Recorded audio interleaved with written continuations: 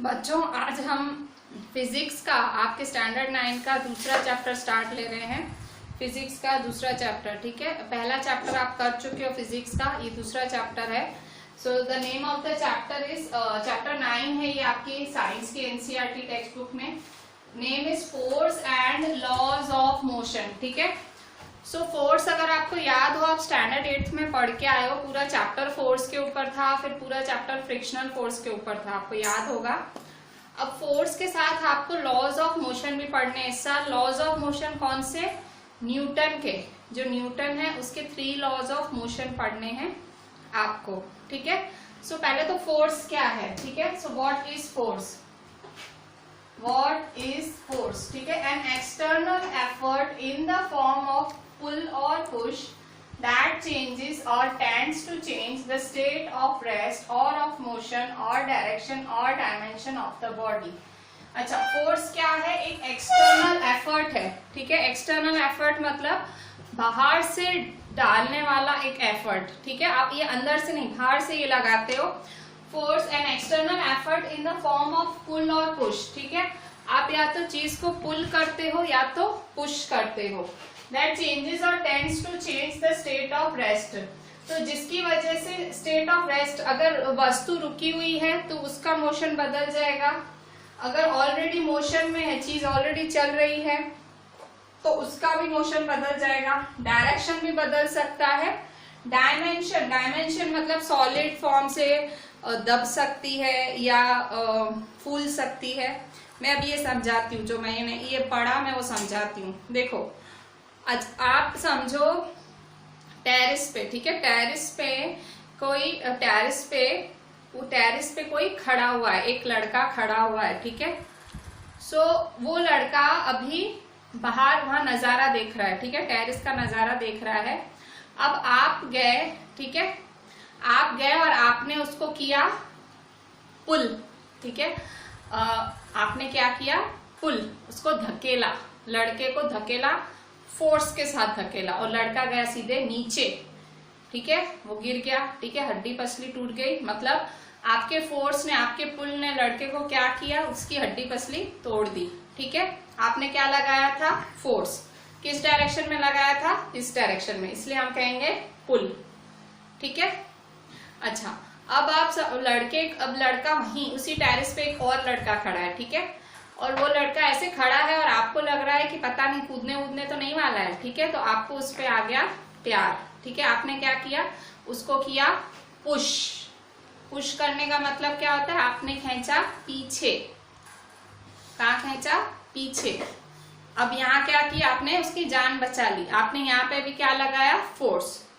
तो देखो, फोर्स का रिजल्ट कुछ भी हो सकता है। देखो, एक केस में आपने एक की हड्डी पसली तोड़ दी, आपने पुश किया, आपने फोर्स लगाया, आपने पुल किया, आपने फोर्स लगाया, पुश किया, आपने फोर्स लगाया। एक में आपने उसकी जान ले ली, एक में जान बचा ली, ठीक है। सो फोर्स क्या है? फोर्स एग्जैक्टली क्या है? N external effort. आपने एक एफर्ट ही लगाया ना, और वो बाहर ही था, ठीक है, आपने किया, ठीक है, जो भी। So an external effort in the form of pull or push that changes और tends to change the state of rest, मतलब जो बदलता है, दैट चेंजेस और tends to change the state of rest, मतलब जो बदलता है, or of motion or direction or dimension of the body, ठीक है। मतलब आप और अच्छा, तो यहाँ देखो, पुश और पुल, पुश दैट चेंजेस और tends to change the state of rest, ठीक है। सो मतलब जो बदलता है, रेस्ट में अगर बॉडी है उसको आप बदलते हो, और ऑफ मोशन, ठीक है, मोशन में बॉडी आप उसको छेड़ रहे हो, और डायरेक्शन, आपके फोर्स की वजह से डायरेक्शन ही बदल जा रही है बॉडी की, ठीक है। और dimension of the body, dimension क्या होता है भाई? जैसे एक रबड़ की बॉल है, ठीक है, एक बहुत ही हल्के रबड़ की बॉल है, तो आप इसको ऐसे पूरे फोर्स से प्रेस करो तो उसकी शेप बदलेगी ना। और एक समझो रबर है, ठीक है, रबर बैंड है जो लड़कियां अपने बालों पे बांधती हैं, तो वो रबर बैंड ऐसे खींचो तो उसकी शेप बदलेगी ना, ठीक है। सो आप उसका डायमेंशन, डायरेक्शन सब बदल सकते हो। डायरेक्शन कैसे बदल सकते हो फोर्स का? आप जैसे एक क्रिकेट मैच में या एक बास्केटबॉल नहीं, फुटबॉल मैच है, ठीक है। फुटबॉल मैच में बॉल ऐसे ही पड़ा हुआ है, ठीक है, थोड़ा सा बॉल ईस्ट में जा रहा है, तो आपने जोर से किक मारी, वो वेस्ट में चला गया। क्या किया आपने? डायरेक्शन बदला, आपने क्या लगाया? फोर्स ही लगाया ना, ठीक है। सो फोर्स एक एक्सटर्नल एफर्ट होता है, एक पुश होता है, एक पुल होता है, जो चीज की चेंज स्टेट ऑफ रेस्ट बदलता है। रेस्ट का मतलब अगर चीज खड़ी हुई है, उसका रेस्ट मतलब वो रेस्ट पे है, मतलब वो चीज सिर्फ खड़ी हुई है तो उसको मोशन में ला देता है, ठीक है। जैसे कि बॉल सिर्फ पड़ा हुआ है, ठीक है, सो आपने जोर से किक मारा तो आपने क्या किया? वो स्टेट ऑफ रेस्ट में थी, वो रेस्ट पोजीशन पे थी, वो खड़ी थी बॉल, और आपने उसका मोशन में ला दिया, ठीक है। और इवन कोई चीज मोशन में आती है उसकी स्पीड बढ़ा देते हो, ठीक है।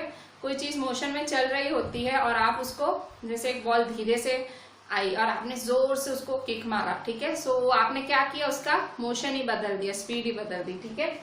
सो आपने क्या किया? स्टेट ऑफ रेस्ट, मोशन, आपने डायरेक्शन भी बदल देते हो, आप डायरेक्शन भी बदल देते हो, फोर्स से आप डायरेक्शन भी बदल देते हो चीज का। फिर आप मोशन बदलते हो, डायरेक्शन, डायमेंशन बदलते हो, ठीक है। डायमेंशन क्या होता है?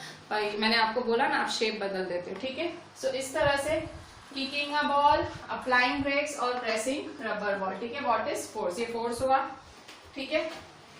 Various types of forces. अब फोर्स कितने तरह के होते हैं? Various types of forces. Forces कितने प्रकार के होते हैं? तो फोर्सेस एक्चुअली, अगर आप स्टैंडर्ड एट, अभी भी मैं आपको स्टैंडर्ड एट्थ में वापस भेज रही हूँ, आप सोचो स्टैंडर्ड एट्थ में आपने टाइप्स ऑफ फोर्सेस में 2 पढ़े थे, ठीक है। पहला नाम था कॉन्टेक्ट फोर्स, दूसरा नाम था नॉन कॉन्टेक्ट फोर्स, ठीक है। सो आप स्टैंडर्ड एट्थ में ये पढ़ के आए हो कि 2 तरह के फोर्सेस होते हैं, कॉन्टेक्ट फोर्स होता है और नॉन कॉन्टेक्ट फोर्स होता है। कॉन्टेक्ट क्या होता है? जब 2 चीजें टच में आती हैं, ठीक है, 2 चीजों की टच की वजह से फोर्स लगता है, उसे क्या कहते हैं? कॉन्टेक्ट। जैसे अगर आपको एक भारी सी अलमारी खिसकानी, आपके घर में भारी सा एक कबर्ड है, कबर्ड को आपको खिसकाना, तो क्या करना पड़ेगा? उस पर आपको हाथ लगाना पड़ेगा, ऐसे उसको धकेलना पड़ेगा, ठीक है, अप्लाइड फोर्स। उसके बाद फ्रिक्शन फोर्स। फ्रिक्शन फोर्स आपने पढ़ा है, ये पूरा चैप्टर था 8th में, तो फ्रिक्शन के नाम पे ही था। तो उसमें आप क्या करते हो? फ्रिक्शनल फोर्स में क्या करते हो? फ्रिक्शन फोर्स मतलब आप जैसे चलते हो वैसे ही हो फ्रिक्शन, आपको हर चीज में फ्रिक्शन, हर चीज में होता है, ठीक है। लिखने में फ्रिक्शन है, चलने में फ्रिक्शन है। सो फ्रिक्शनल फोर्स भी कांटेक्ट से ही पैदा होता है, ठीक है।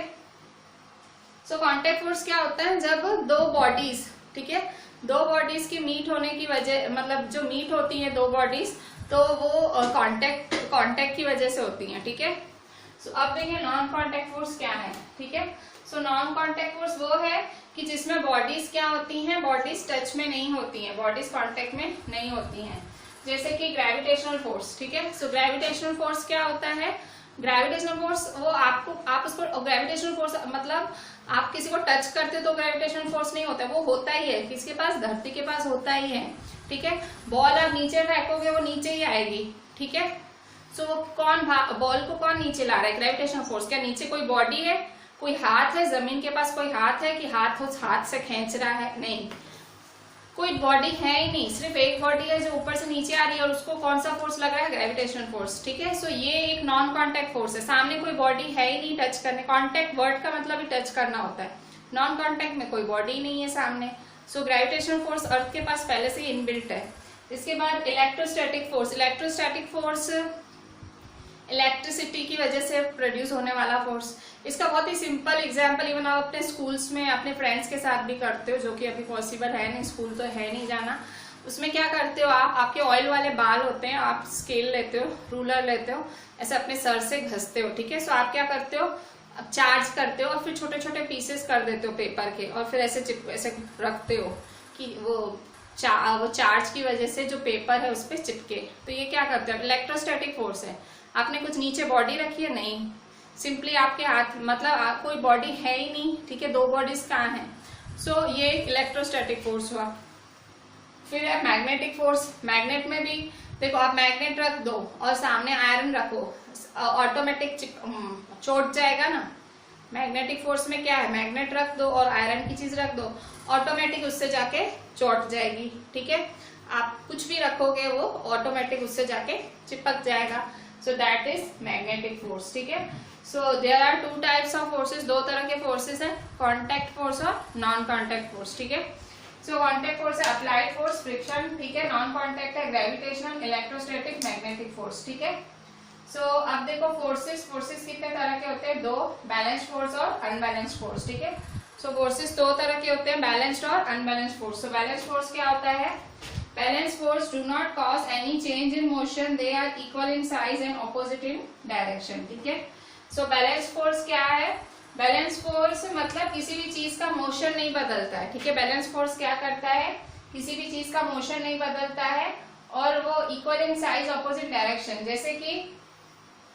जैसे यहाँ एक इंसान खड़ा है, ठीक है, ये बीच में एक कपबोर्ड है, ठीक है, ये कपबोर्ड है, ये खसकाना है, ठीक है। तो यहाँ एक आदमी खड़ा है, ये यहाँ फोर्स लगा रहा है 100 न्यूटन का, और यहाँ आदमी है, ये भी फोर्स लगा रहा है 100 न्यूटन का। देखो दोनों फोर्स लगा रहे हैं ऑपोजिट डायरेक्शन में, तो अलमारी खिसकेगी नहीं, क्यों, क्योंकि बैलेंस्ड है फोर्स दोनों तरह से। अगर आप एक जितना वो भी ऑपोजिट डायरेक्शन में लगा रहे हो तो अलमारी तो वहीं की वहीं घूमेगी ना, कहाँ खिसकेगी, क्योंकि फोर्स इक्वल है।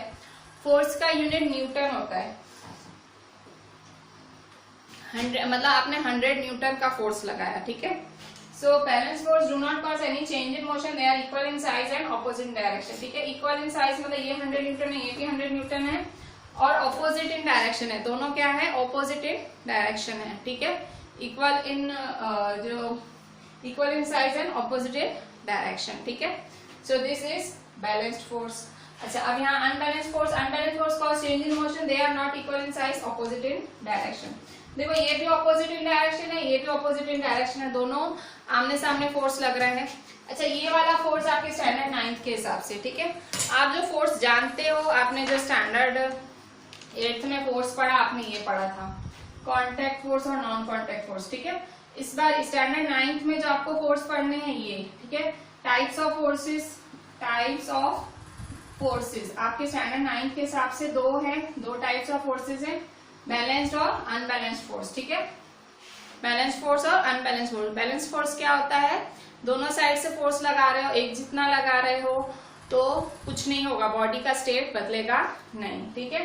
अनबैलेंस्ड में है आप ना साइज में इक्वल है, ना डायरेक्शन सेम है, ठीक है, डायरेक्शन ऑपोजिट है, ना साइज में इक्वल है, सो वो होंगे अनबैलेंस्ड फोर्स, ठीक है। Balanced force, unbalanced force cause change in motion, they are not equal in size and opposite in direction, ठीक है। सो यहाँ देखो, यहाँ 100 न्यूटन का एक आदमी ज्यादा फोर्स लगा रहा है, ये कम फोर्स लगा रहा है, तो ऑब्वियसली बॉडी कहाँ जाएगी, इस तरह से। ये ज्यादा लगा रहा है तो वो क्या करेगा, इस तरफ धकेल पाएगा, ठीक है। सो यहाँ 100 न्यूटन का फोर्स अप्लाई होगा और ये यहाँ कम होगा, ठीक है। ये दोनों एक जितना और ये इस साइड धकेलेंगे, ठीक है। सो इस तरह से ये बैलेंस्ड हुआ और ये अनबैलेंस्ड फोर्स हुआ, ठीक है। सो इस तरह से मतलब ये आप क्या एक आप इंट्रोडक्शन बोल सकते हो, ठीक है। आपका जो आप फिलहाल फोर्स टॉपिक पढ़ो, ठीक है। Laws of motion, Newton's laws of motion आएगा, फिलहाल हम फोर्स के बारे में डिस्कस कर रहे हैं।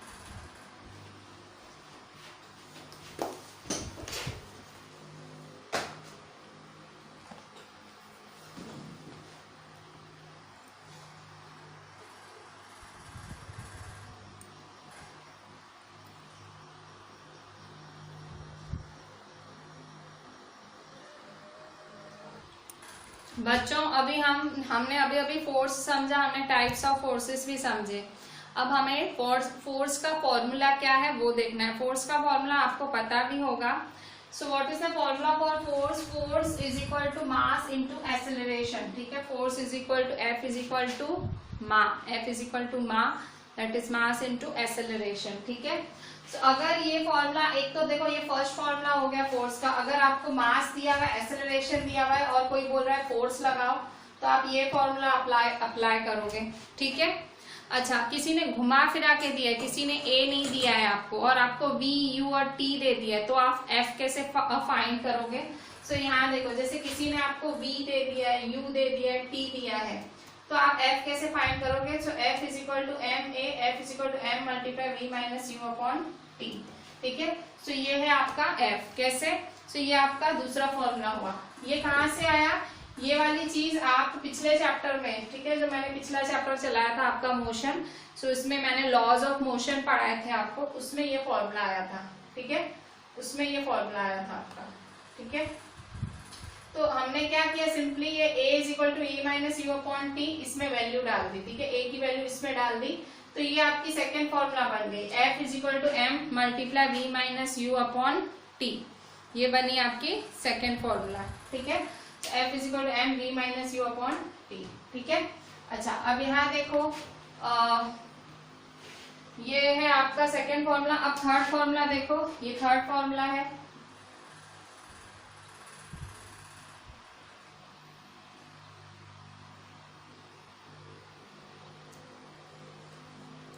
ठीक है। Third formula F is equal to M A. F is equal to M a क्या है, v square minus u square upon 2s, ठीक है। A v square minus u square upon 2s है, ठीक है। सो ये कहाँ से आया, ये भी आपने जो पिछला चैप्टर पढ़ा था लॉज ऑफ मोशन, उसमें भी ए की एक वैल्यू आई थी, a is equal to v minus u square upon 2s। वो आया था ना आपका फॉर्मूला। कौन सा फॉर्मूला आया था, मैं आपको याद कराती हूँ क्या था फॉर्मूला, फिर मैं रब कर दूंगी। देखो ये आपने कुछ ऐसा पढ़ा था, v square minus u square is equal to 2as, ऐसा पढ़ा था ना कुछ, ठीक है। सो यहाँ पे देखो ए को आप ए को सेपरेट कर दो, ठीक है। ए को सेपरेट करो तो क्या बचा, 2s बचा upon 2s, v square minus u square upon 2s, ठीक है। सो इस तरह से ये आपका फॉर्मूला है, ठीक है।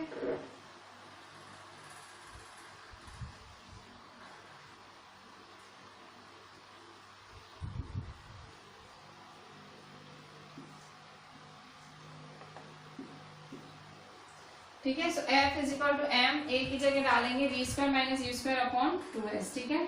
सो ये आपका F is equal to M v square minus u square upon 2s, ठीक है। सो ये आपका थर्ड फॉर्मूला होगा, ठीक है। ये आपका थर्ड फॉर्मूला बना, ठीक है।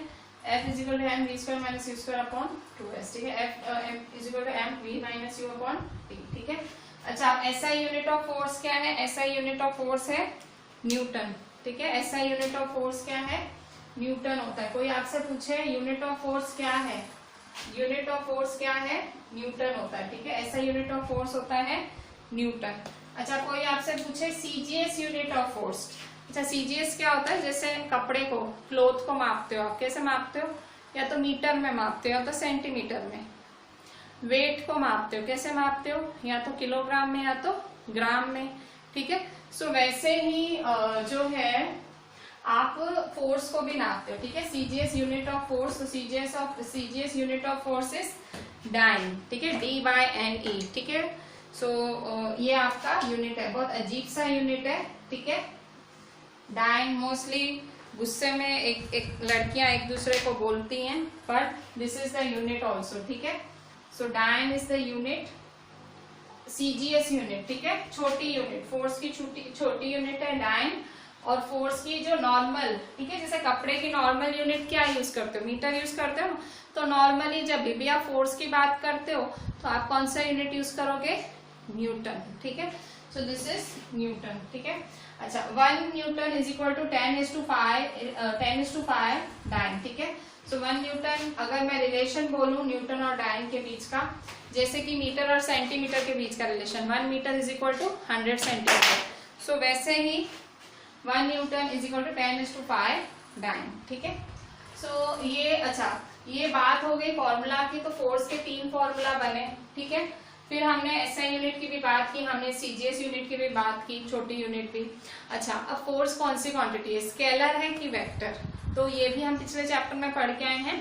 Force is a vector quantity. So force vector क्यों है, क्योंकि फोर्स आपको मैग्नीट्यूड भी बताना पड़ता है, डायरेक्शन भी। मैग्नीट्यूड मतलब आप कितना फोर्स लगा रहे हो, और डायरेक्शन भी बताना पड़ता है कि कौन से डायरेक्शन में लगा रहे हो।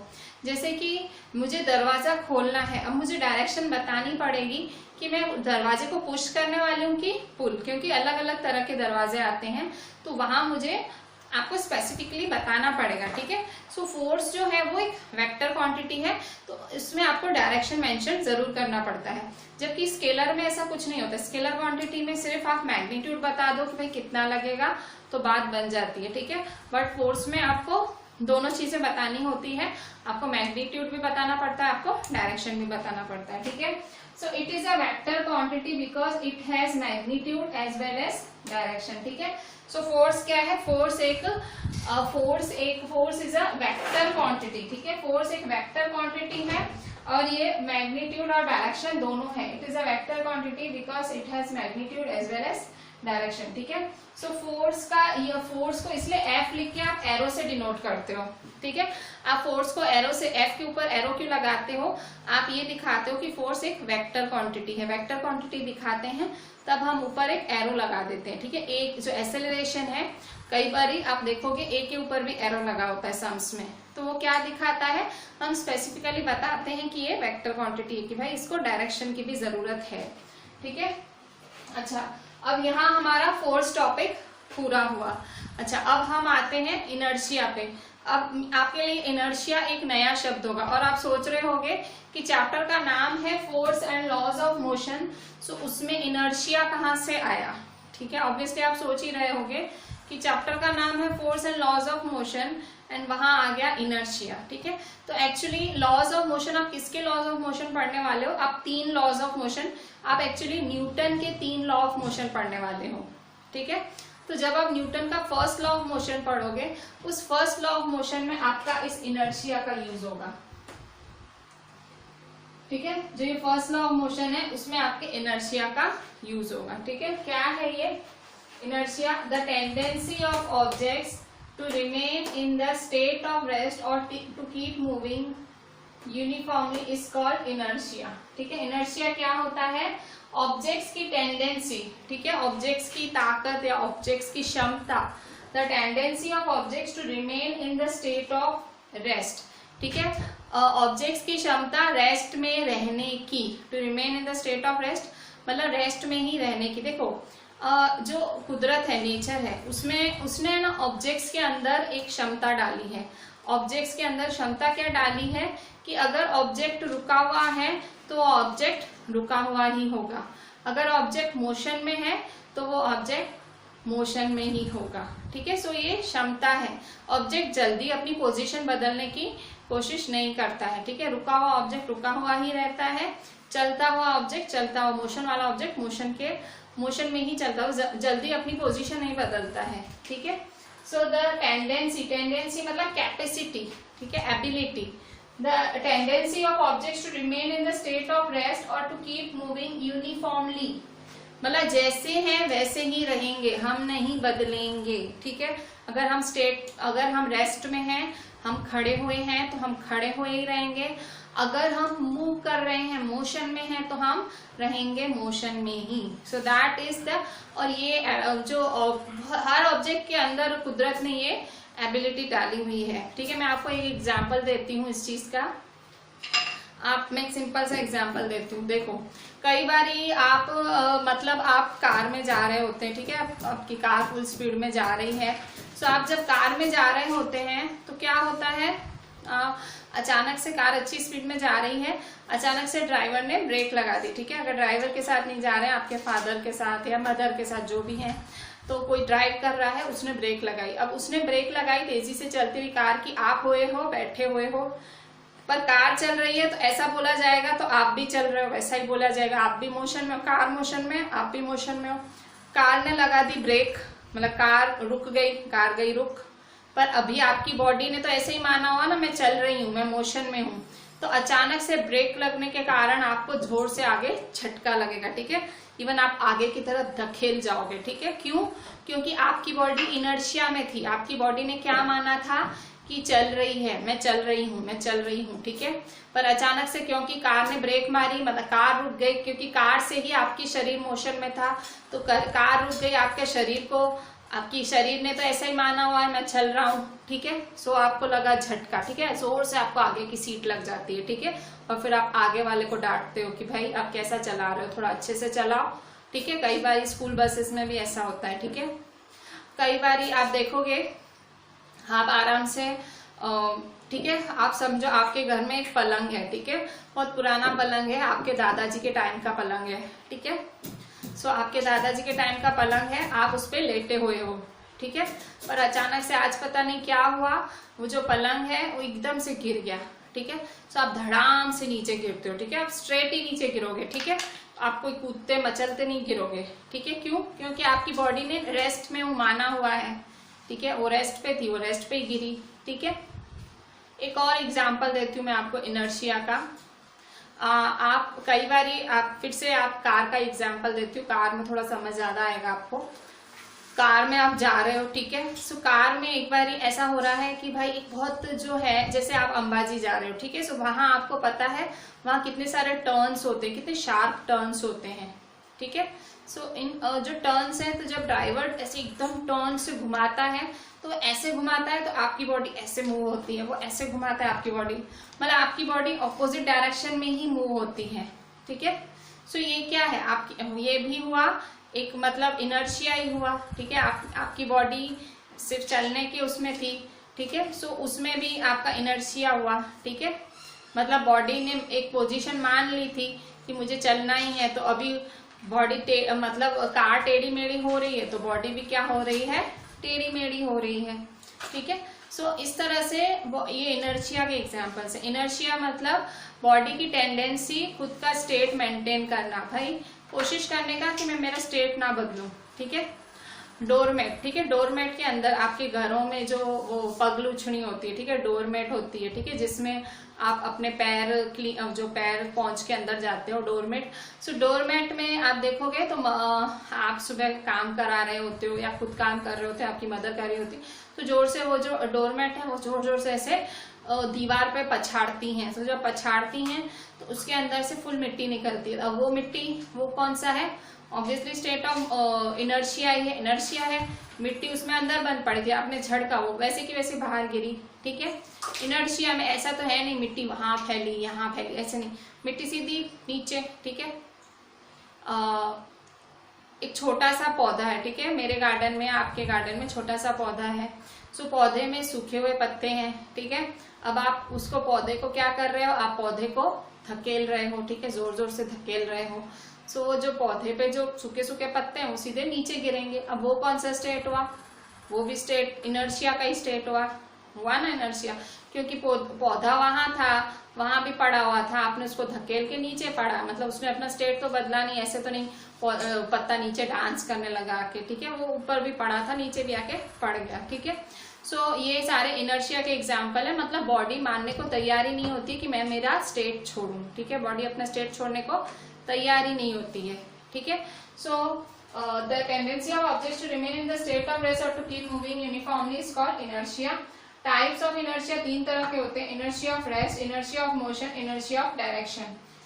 सो मैंने आपको जो एग्जाम्पल दिया था, मैंने आपको एक डोरमेट का एग्जाम्पल दिया, मैंने आपको कार का एग्जाम्पल दिया, डोरमेट का एग्जाम्पल दिया, फिर मैंने आपको पत्ते का एग्जाम्पल दिया, बेड का एग्जाम्पल दिया, वो सारे थे इनर्शिया ऑफ रेस्ट, ठीक है। आप हिलने का नाम ही नहीं ले रही है आपकी बॉडी। इनर्शिया ऑफ मोशन है, मैंने आपको झटका लगा, ठीक है, चलती हुई कार में, मतलब आप मोशन में ही थे ना, कार चल रही थी, आप बैठे हो, आप भी चल ही रहे थे। सो आप चल रहे थे और कार भी चल रही थी और आपको झटका लगा, ठीक है। सो झटका लगा, सो इनर्शिया ऑफ मोशन है।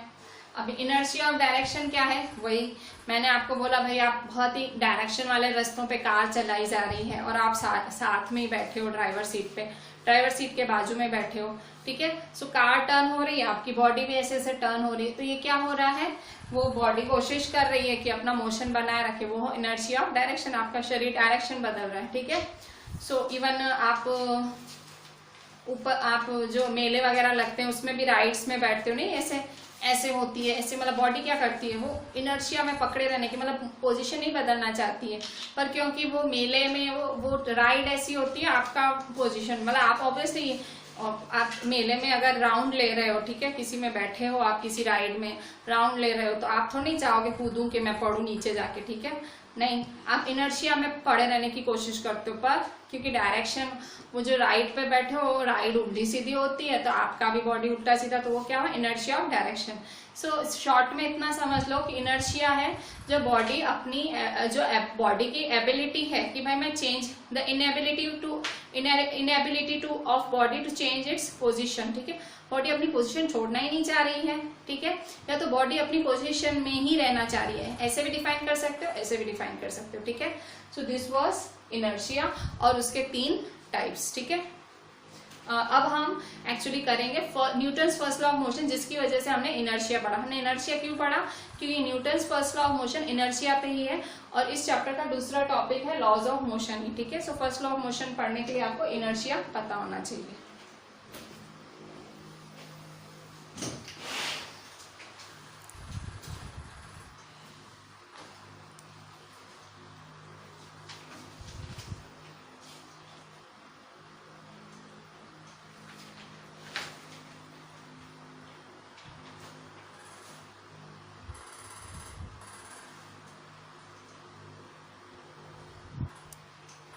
बच्चों अभी यहाँ देखो हम पढ़ेंगे Newton's first law of motion, ठीक है। मैंने आपको इनर्शिया समझाया, तो मैंने इसलिए समझाया था क्योंकि मुझे आपको Newton's first law of motion समझाना था।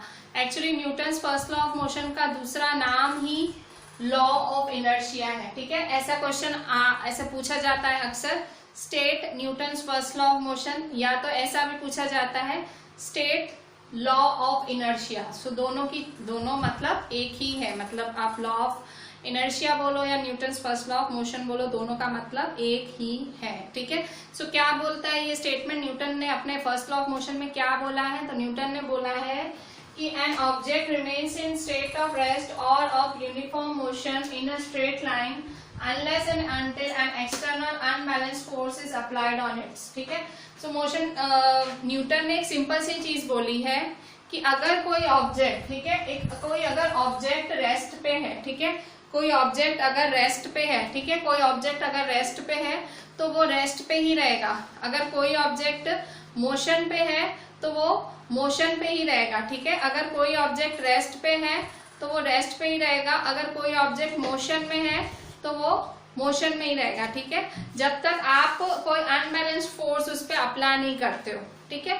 जैसे मैं आपको एक एग्जांपल देती हूँ, जैसे एक बॉल है, ठीक है, प्लेग्राउंड पे एक बॉल पड़ा हुआ है, ठीक है, अच्छा बिल्कुल रेस्ट पे है वो, मतलब पड़ा हुआ है स्टेशनरी, मतलब रेस्ट पे है। अब आपने क्या किया? उसको जोर से किक मारी, ठीक है। तो आपने किक मारी, इसका मतलब आपने फोर्स लगाया, अनबैलेंस फोर्स लगाया, ठीक है, क्योंकि सामने बॉल तो आप पे फोर्स लगा नहीं रहा है, आपने सिर्फ लगाया, तो अनबैलेंस फोर्स हुआ, एक साइड से आपने ज्यादा फोर्स लगा दिया तो बॉल उड़ गई, ठीक है, उड़ी और एकदम चलने लगी, ठीक है। सो वो आपने क्या किया? स्टेट ऑफ रेस्ट में ऑब्जेक्ट था, आपने उसको फोर्स लगा के पोजीशन में ला दिया, मतलब मोशन में ला दिया, उसका स्टेट बदल दिया। अब सपोज वो बॉल चले जा रही है। अब आपको पता होगा, आपने पूरा चैप्टर फ्रिक्शन पे पढ़ा है, पिछले साल पूरा चैप्टर फ्रिक्शन पे पढ़ा है, आपने पढ़ा है। तो बॉल ये मूव हुए जा रही है, तो सामने से आपने पढ़ा होगा कि फ्रिक्शन फोर्स ऑपोजिट डायरेक्शन में लगता है। फ्रिक्शन फोर्स क्या है? ऑपोजिट डायरेक्शन में लगता है, और उस फोर्स के लगने की वजह से जो बॉल है वो रुक जाएगी, ठीक है। फ्रिक्शन क्या है? वो ऑपोजिट डायरेक्शन में लगेगा और उस फोर्स के लगने की वजह से जो बॉल है वो रुक जाएगी, ठीक है। सो दैट इज कॉल्ड, मतलब यहाँ क्या हुआ? चलती हुई बॉल गई रुक, ठीक है, चल रही थी बॉल, किसकी वजह से रुकी? Frictional force. तो मतलब ये भी एक फोर्स लगा ना, ये भी एक अनबैलेंस्ड फोर्स लगा। सो क्या है, देखो इसी एग्जांपल में आपने दोनों देख लिए, आपने एक स्टेशनरी ऑब्जेक्ट को चलता हुआ देख लिया और एक चलता हुआ ऑब्जेक्ट रुका, किसकी वजह से? फ्रिक्शनल फोर्स की वजह से रुका। आपने एक ही में दोनों देख लिया और आपने फर्स्ट लॉ ऑफ मोशन भी समझ लिया। फिर से एक बार स्टेटमेंट देख लेते, बहुत ही सिंपल सा स्टेटमेंट है। So what is the statement of Newton's first law of motion या law of inertia? The statement says an object remains in state of rest or of uniform motion in a straight line. अच्छा ये देखना, object straight line में है, means जैसे टेढ़े मेढ़े रास्तों में कहाँ से वो अपना रेस्ट पकड़ पाएगा, ठीक है। सो स्ट्रेट लाइन है, ठीक है, straight line unless and until. अच्छा, और मोशन यूनिफॉर्म है। यूनिफॉर्म का मतलब एक जैसी गति के साथ जा रहा है, ठीक है, या ऐसे नहीं रुक रहा है, चल रहा है, रुक रहा है, नहीं, सिर्फ चल ही रहा है। यूनिफॉर्म मोशन में चल रहा है। Until an external force unbalanced force is applied on it, ठीक है।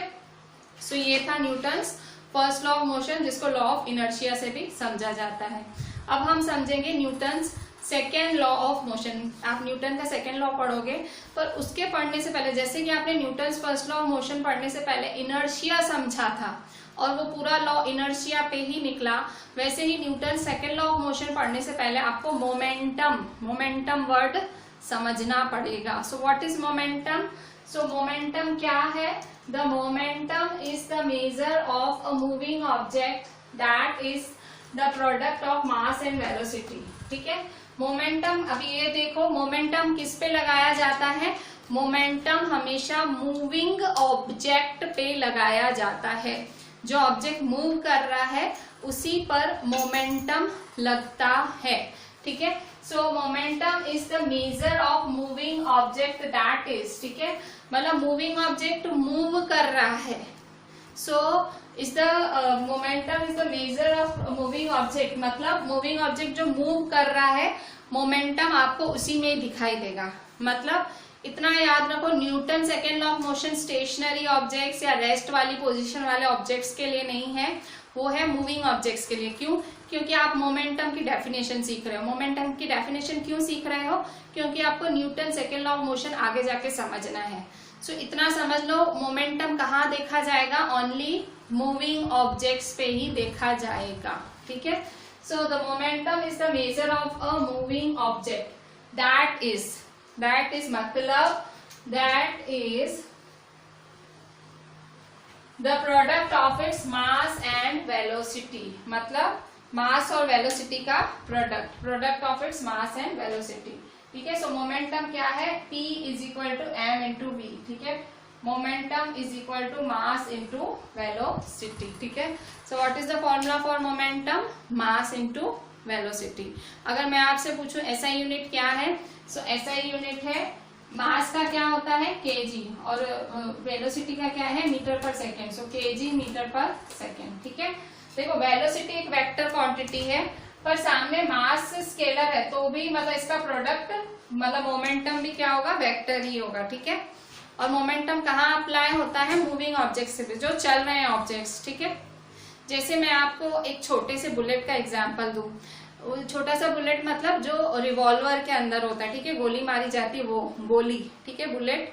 तो आप बुलेट देखोगे उसका मास कितना छोटा है पर कितनी स्पीड से आती है। ठीक है, 1 सेकंड में तो मतलब एकदम छूट जाती है, वो सामने बॉल हो उसमें छेद कर देगी, इंसान हो इंसान को उड़ा दे। ठीक है, सो मतलब वो बुलेट, वो छोटी सी गोली की स्पीड मतलब उसकी वेलोसिटी इतनी ज्यादा है, मतलब उसका मोमेंटम ज्यादा है। ठीक है, अब इवन अगर दूसरी बात करूं, सपोज एक बहुत बड़ा बुलडोजर, हैवी बुलडोजर खड़ा है। ठीक है, बहुत ज्यादा वेट है उसका, ऑब्वियसली बुलडोजर का वेट ज्यादा होगा, तो वो खड़ा हुआ है, वो रेस्ट पे है।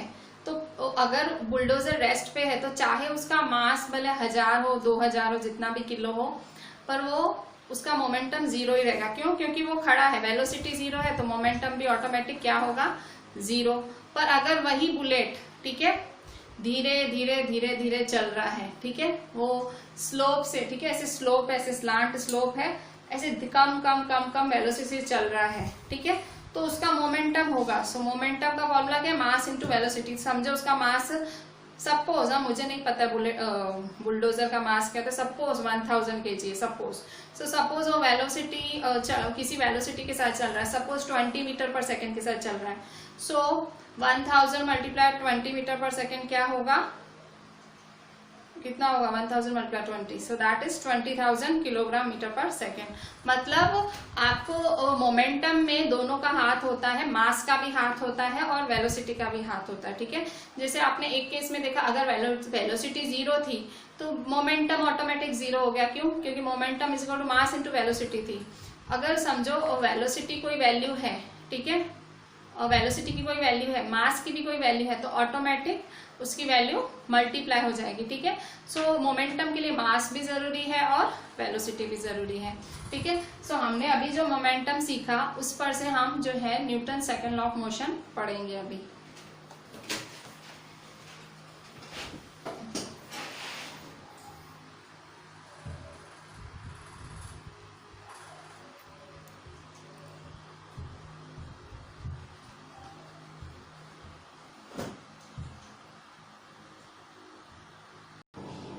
बच्चों अभी याद देखो, हम अभी Newton second law of motion सीखेंगे, जिसकी वजह से हमने मोमेंटम पढ़ा। ठीक है, so Newton second law of motion क्या बोलता है? The rate of change of momentum of a body is directly proportional to the applied unbalanced force in the direction of force. ये सारा स्टेटमेंट है Newton second law of motion का। क्या बोलता है फिर से समझते हैं। The rate of change of momentum of a body, body मतलब मोमेंटम का बदलना, उसके रेट का भी मतलब टाइम, रेट का मतलब होता है टाइम, ठीक है। सो मोमेंटम का बदलना टाइम को कंसीडर करते हुए, ठीक है। So rate of change of momentum of a body is directly proportional to the applied unbalance force on it. आपकी बॉडी मोमेंटम जो बदलेगी वो किसके बराबर होगा, फोर्स के बराबर होगा। आपकी बॉडी मोमेंटम बदलेगी वो किसके बराबर होगा, फोर्स के बराबर होगा। कैसे, तो आप ध्यान से देखो फोर्स के बराबर कैसे होगा। जैसे कि आप जो है आप जैसे आप कोई गेम खेल रहे हैं, ठीक है। सो उसमें आपको एक टायर धकेलना है, ठीक है। सो आप टायर धकेल रहे हैं तो आप धीरे से धकेल रहे हैं तो टायर धीरे से चलेगा, ठीक है। उसका मोमेंटम धीरे होगा, पर आप जोर से फोर्स लगा रहे हो और वो टायर जोर से, तो ये उसी का एग्जाम्पल हुआ कि आपने कम फोर्स लगाया, वो टायर कम स्पीड में चल रहा था, आपने ज्यादा लगाया। सो ये इसी का एग्जाम्पल हुआ Newton second law of motion का। The rate of change of momentum of a body is directly proportional to the applied unbalanced force in the direction of force, ठीक है। यहाँ देखो जैसे एक बॉडी है, ठीक है, एक बॉडी है, वो इनिशियल वेलोसिटी इसकी u है, मतलब शुरू में वो बॉडी u से चल रही है, इनिशियल वेलोसिटी u है, और इस बॉडी का मास m है, ठीक है। तो वो टाइम t में समझो v वेलोसिटी हो जाती, पर मास तो वही रहेगा। ऑब्वियसली किसी चीज का मास थोड़ा नहीं बदल जाएगा, आप एक जगह से दूसरी जगह जा रहे हो, वेलोसिटी बदलेगी, आपकी स्पीड बदलेगी, मास थोड़ा नहीं बदलेगा, ठीक है। सो एक बॉडी है, तो वो बॉडी एक फोर्स के साथ चल रही है, ठीक है। सो जब इनिशियल वेलोसिटी थी फाइनल वेलोसिटी पे कैसे पहुंची, ऑब्वियसली कोई फोर्स लगा होगा उस पर, ठीक है। सो इसी पर से आपको Newton second law of motion से आपको डिराइव करना है F is equal to M a. जो आपने F is equal to M a पढ़ा उसको डिराइव करना है कि F is equal to M a का फॉर्मूला आया कहाँ से, वो फॉर्मूला निकालना है। सो उसका क्वेश्चन क्या है, question derive F is equal to M a और prove Newton's second law mathematically, ठीक है। Derive F is equal to M A, F is equal to M a derive करो, ठीक है। Derive F is equal to M a, आप उसको derivation मतलब ये F is equal to M a निकालो और prove Newton's second law mathematically. जो न्यूटन का सेकेंड लॉ है उसको मैथमेटिकली निकालो, मतलब F is equal to M a निकालने की बात हो रही है। Actually Newton second law of motion से F is equal to M a मिला, पर वो आपको निकालना है, कैसे निकला, ठीक है। सो सबसे पहले न्यूटन का सेकेंड लॉ ऑफ मोशन है वो अभी हम मैक्स के टर्म्स में लिखते हैं, ठीक है। So Newton second law of motion की लाइन क्या बोलती है, the rate of change of momentum of a body. अब उसको मैक्स में कैसे लिखेंगे, सो देखो सबसे पहले देखो ये आंसर है, ठीक है।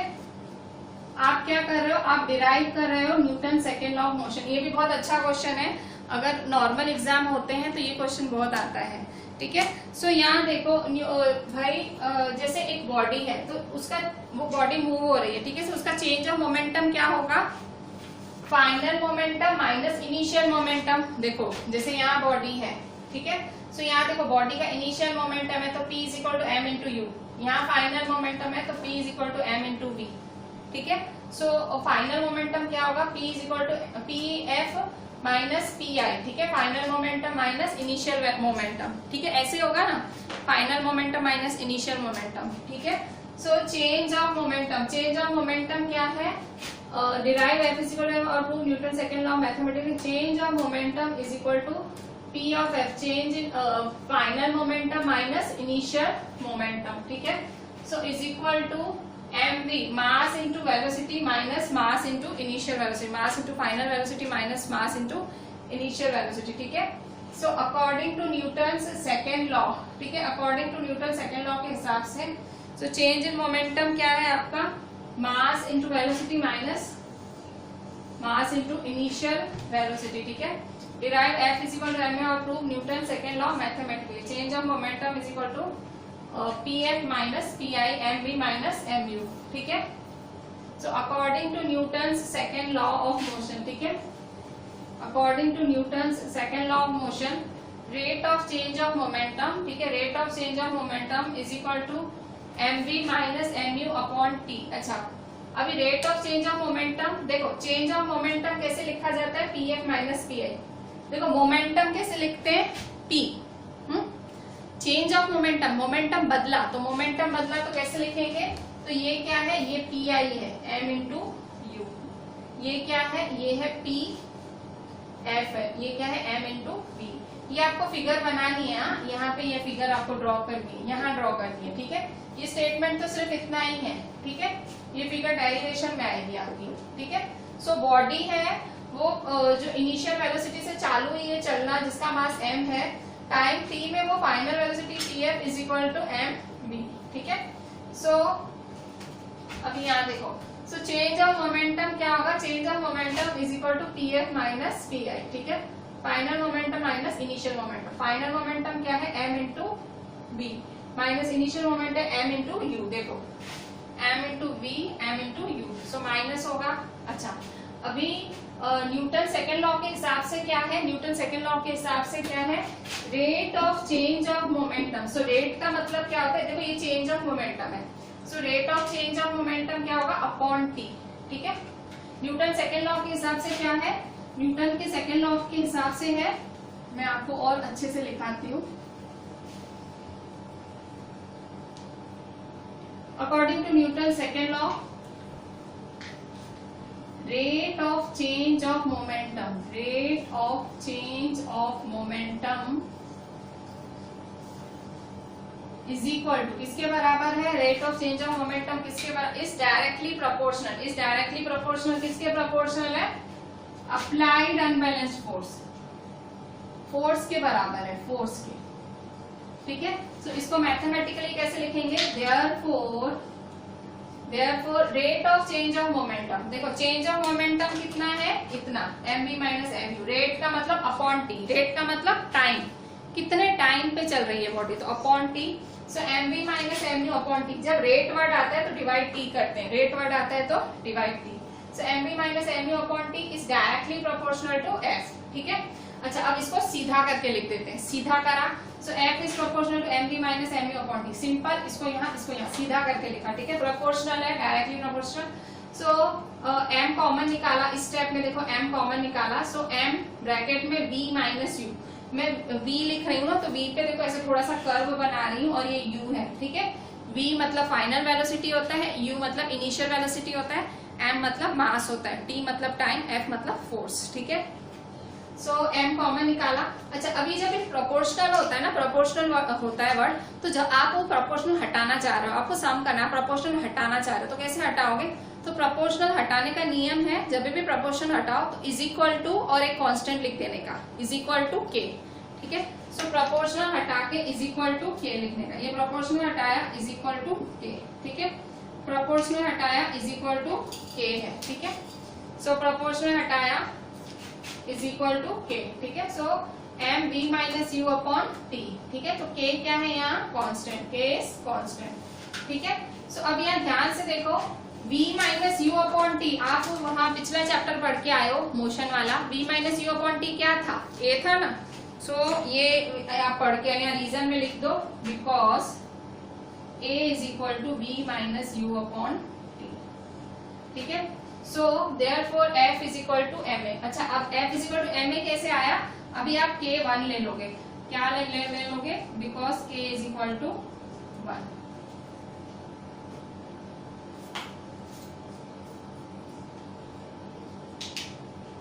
ठीक है। यहाँ आपने क्या किया, यहाँ k की जगह क्या ले लिया, 1, k की जगह 1 हो गया, तो f is equal to ma, ठीक है। k की जगह 1 क्यों लिया, क्योंकि न्यूटन ने ऐसा सोचा कि अगर मैं मास 1 लूं, अगर मैं फोर्स 1 लूं, तो और मैं एक्सेलरेशन भी 1 लूं, तो क्या होगा, तो k भी 1 आएगा। सो न्यूटन ने ऐसा सोचा, अगर k 1 हो तो क्या होगा, तो अगर k की जगह 1 लेंगे तो f is equal to ma, ठीक है।